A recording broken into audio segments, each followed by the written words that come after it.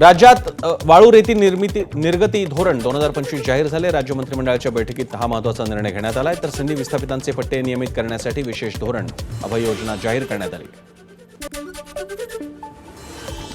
नाशिक, छत्रपती संभाजीनगर, नागपूर आणि पुणे या महानगर प्रदेश विकास प्राधिकरणांच्या हद्दीतील शासकीय जमिनी संबंधित प्राधिकरणाकडे हस्तांतरित करण्यात येणार असून त्यातून विकास कामांना वेग येण्यासाठी मंत्रिमंडळ बैठकीत निर्णय घेण्यात आला. झोपडपट्टी पुनर्वसनाला गती मिळणार आहे. मंत्रिमंडळ बैठकीत महाराष्ट्र झोपडपट्टी क्षेत्र अधिनियम 1971 मध्ये सुधारणा करण्याचा निर्णय घेण्यात आला.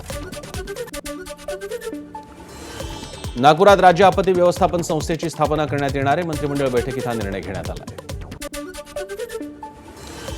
शासकीय आयुर्वेद, होमिओपॅथी, युनानी, योग आणि निसर्गोपचार महाविद्यालयातील कंत्राटी पद्धतीनं मानधन तत्वावर भरावयाच्या अध्यापकांचा दरमहा एकत्रित ठोक मानधन निश्चित करण्यात आलंय. मंत्रिमंडळ बैठकीत हा निर्णय घेण्यात आला आहे. लाडकी बहीण योजनेचा हप्ता अक्षय तृतीयेच्या मुहूर्तावर एप्रिल महिन्याचा हप्ता 30 तारखेला मिळणार आहे. योजनेतील लाभार्थी महिलांची संख्या वाढणार की घटणार याची उत्सुकता शिगेल आहे. लाडकी बहीण योजनेच्या नावाखाली मानखुर्दमध्ये 65 महिलांची फसवणूक झाली. कागदपत्रांच्या मदतीनं आरोपीने 20 लाखांचं कर्ज काढलं. वाढवण बंदर विकास प्रकल्पासाठी राज्य सरकारकडून महाराष्ट्र सागरी मंडळाला 3040 कोटींचा निधी मिळालेला आहे. शासन निर्णय याबाबतीतला जाहीर झालाय. मत्स्य व्यवसाय आणि बंदरे विकास मंत्री नितेश राणेंच्या पाठपुराव्याला यश आल्याचं मानलं जात आहे. मुंबई महानगर क्षेत्रातील पायाभूत सुविधा विकासासाठी 4,07,000 कोटींचे विविध सामंजस्य करार करण्यात आले. पुण्यात मॅग्नम आईस्क्रीमचे जीसीसीसाठीही करार झाले. त्यामुळे एमएमआर क्षेत्र आणि पुण्याच्या विकासाला मोठा बूस्टर मिळेल असं मुख्यमंत्र्यांनी वक्तव्य केलं आहे.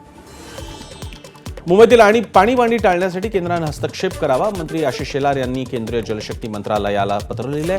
केंद्रीय भूजल प्राधिकरणाच्या परवान्याकरता महापालिकेकडून टँकर चालकांची अडवणूक आणि छळ होत असल्याचाही शेलारांनी पत्रातून आरोप केला. बीकेसी ते आचार्य यात्रे चौक टप्पा लवकरच वाहतूक सेवेत येणार आहे. टप्पा 2अ निरीक्षणासाठी मेट्रो आयुक्त, मेट्रो रेल्वे सुरक्षा यांचे पथक मुंबईत दाखल झाले. मार्गिकेसाठी सुरक्षा प्रमाणपत्र प्रसिद्ध केल्यानंतर मार्ग सुरू होणार आहे. लोणावळा पोलिसांकडून पर्यटकांच्या सुरक्षिततेसाठी नवा हेल्पलाईन नंबर प्रसिद्ध करण्यात आला आहे. आपत्कालीन परिस्थितीत पर्यटकांना थेट पोलिसांशी संपर्क साधता यावा यासाठी हा नवा हेल्पलाईन नंबर जाहीर करण्यात आला आहे. सोन्याच्या दरात 3 दिवसात 3,000ची घसरण पाहायला मिळाली. चांदीचे दरही 11,000 रुपयांनी खाली आलेत. डोनाल्ड ट्रम्प यांच्या टॅरिफ धोरणाचा हा परिणाम मानला जातोय. 15 मे पर्यंत अंधेरी पूर्व पश्चिमेला जोडणाऱ्या गोखले पुलाचं काम पूर्ण न झाल्यास काम बंद पडणार आहे. शिवसेना आमदार मोर्जी पटेल यांचा हा इशारा आहे. पालिका अधिकाऱ्यांसोबत आमदार मोर्जी पटेल यांनी अंधेरी गोखले पुलाची पाहणी केली. धनंजय मुंडेंचे निकटवर्तीय घनवट यांनी जमीन लाटल्याचं प्रकरण समोर आलंय. पीडित शेतकऱ्यांसह अंजली दमाने यांनी घेतली बावन कोळ्यांची भेट. सुप्रिया सुळे यांनी पृथ्वीराज जाचक यांची भेट घेतली. छत्रपती सहकारी साखर कारखान्याची निवडणूक अजित पवार आणि जाचक एकत्र लढणार असल्याचं जाहीर केल्यानंतर ही भेट झाली. कुणाल कामरा विरोधात तक्रार प्रकरणी शिवसेना आमदार मोर्जी पटेलांना नोटीस गेली आहे. चौकशीसाठी खार पोलीस ठाण्यात हजर राहण्याचे खार पोलिसांनी आदेश दिले. कुणाल कामराच्या याचिकेवर उच्च न्यायालयात सुनावणी सुरू आहे. कामराच्या याचिकेवर उत्तर देण्यासाठी राज्य सरकारनं वेळ मागितलाय. सुनावणी 16 एप्रिलपर्यंत तहकूब करण्यात आली आहे. गुहागरचे सहदेव बेटकर यांची ठाकरेंच्या शिवसेनेत घरवापसी झाली आहे. बेटकर काँग्रेसमधून ठाकरेंच्या शिवसेनेत आलेले. मातोश्रीवर उद्धव ठाकरे, संजय राऊत आणि विनायक राऊत यांच्या उपस्थितीत हा पक्षप्रवेश पार पडला.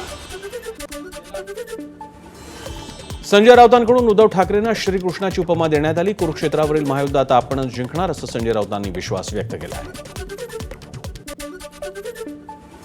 उद्धव ठाकरे लवकरच तळ कोकणाचा दौरा करणार आहेत. पुन्हा एकदा संपूर्ण कोकण पादाक्रांत केलं जाणार आहे. सहदेव बटेकरांच्या पक्षप्रवेशानंतर उद्धव ठाकरेंनी ही माहिती दिली आहे. कोकण परत पादाक्रांत करणार उद्धव ठाकरेंनी हा विश्वास व्यक्त केला आहे. अभिव्यक्ती स्वातंत्र्याच्या मुद्द्यावरून आमदार गोपीचंद पडळकर आणि माजी आमदार विलासराव जगताप यांच्यात जुंपली. अभिव्यक्ती स्वातंत्र्यावर दोन्ही बाजूने चर्चा झाली पाहिजे असं विलासराव जगताप यांनी मत व्यक्त केलं. माजी क्रिकेटपटू केदार जाधव यांनी भाजपात प्रवेश केला. देशात मोदी आणि महाराष्ट्रात फडणवीस यांनी विकास कामं सुरू ठेवली आहेत. त्यात खारीचा वाटा उचलण्यासाठी भाजपात प्रवेश केल्याचं केदार जाधव म्हणाले. मनसेची मान्यता रद्द करण्याची मागणी करणारी सुप्रीम कोर्टात याचिका दाखल झाली आहे. उत्तर भारतीय विकास सेनेचे अध्यक्ष सुनील शुक्ला यांच्याकडून ही याचिका दाखल झाली आहे. मनसे कार्यकर्त्यांनी हिंदी भाषिकांवर केलेल्या हल्ल्याचा याचिकेत उल्लेख करण्यात आला आहे. मराठी माणसाचा पक्ष बंद व्हावा म्हणून भैय्ये प्रयत्न करणार असतील तर भैय्यांना महाराष्ट्रात राहू द्यायचं का यावर विचार करावा लागेल, संदीप देशपांडेंनी हे वक्तव्य केलं.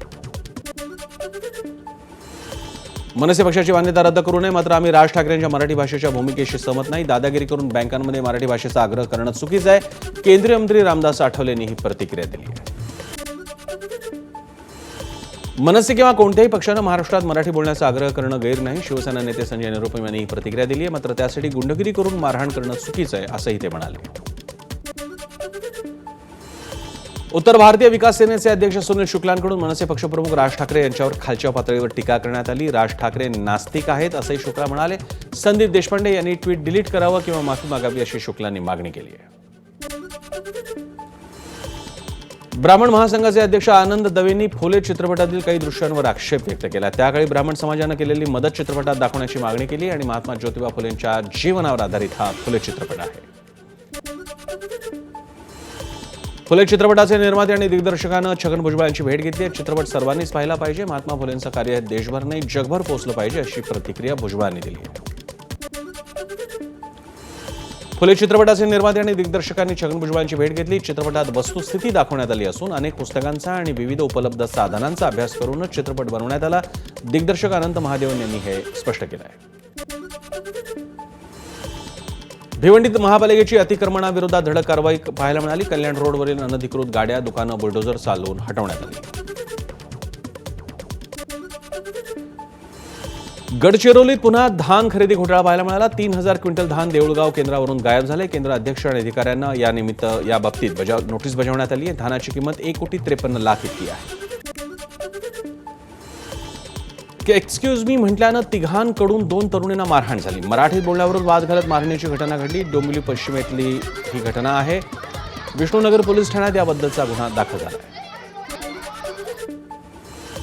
भंडाऱ्याकडून रायपूरच्या दिशेनं जाणाऱ्या भरधाव ट्रकची विरुद्ध दिशेनं येणाऱ्या दुचाकीला धडक बसली. अपघातात दुचाकीवरील एकाचा मृत्यू झाला असून दुसरा गंभीर जखमी झालाय.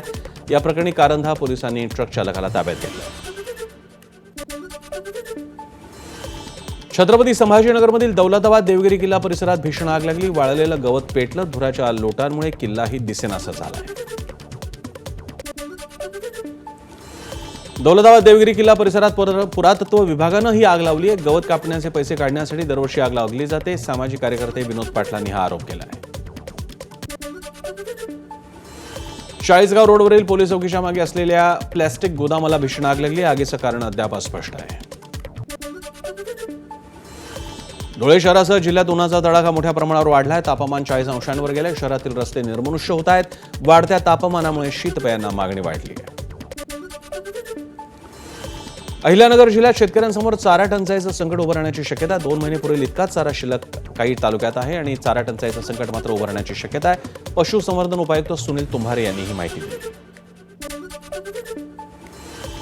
विठुरायाचं केवळ 2 तासात दर्शन देणाऱ्या टोकन दर्शन व्यवस्थेची आषाढीला सुरुवात होणार आहे. मुख्यमंत्र्यांच्या हस्ते आषाढीला प्रायोगिक तत्वावर टोकन दर्शनाची चाचपणी केली जाणार आहे.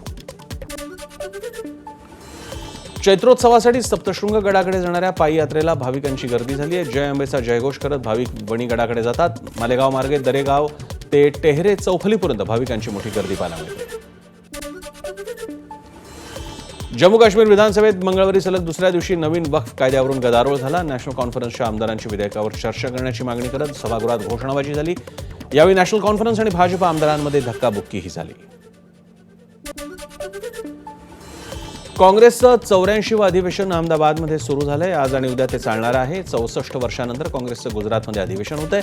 अधिवेशनाची सुरुवात काँग्रेस कार्यकारिणी समितीच्या बैठकीनं झाली. सरदार वल्लभभाई पटेल राष्ट्रीय स्मारकात बैठकीचं आयोजन करण्यात आलं. बब्बर खालसा इंटरनॅशनलचा दहशतवादी गोल्डी ब्रारशी संबंधित ठिकाणांवर एनआयएनं छापे मारलेत. अमेरिका स्थित गँगस्टर रणदीप मलिकशी संबंधित ठिकाणांवरही छापेमारी झाली आहे. एनआयएच्या टीमनं 8 ठिकाणी ही कारवाई केली आहे. दिल्लीच्या इंदिरा गांधी आंतरराष्ट्रीय विमानतळावर कस्टमनं मोठी कारवाई केली. एका इराकी नागरिकाकडून 1.25 किलो सोनं जप्त करण्यात आलं आहे. सोमवारी मोठ्या प्रमाणावर कोसळलेला शेअर बाजार आज सावरला. सेन्सेक्स 1089 अंकांनी वाढून 74,227 वर, तर निफ्टी 374 अंकांनी वाढून 22,535 वर बंद झाला. ब्रह्मकुमारीज इन्स्टिट्यूटच्या मुख्य प्रशासक दादी रतन मोहिनी यांचं अहमदाबाद येथील एका खासगी रुग्णालयात निधन झालं. त्या 101 वर्षांच्या होत्या. अंत्यसंस्काराची तारीख लवकरच जाहीर केली जाणार आहे. एबीपी माझा, उघडा डोळे बघा नीट.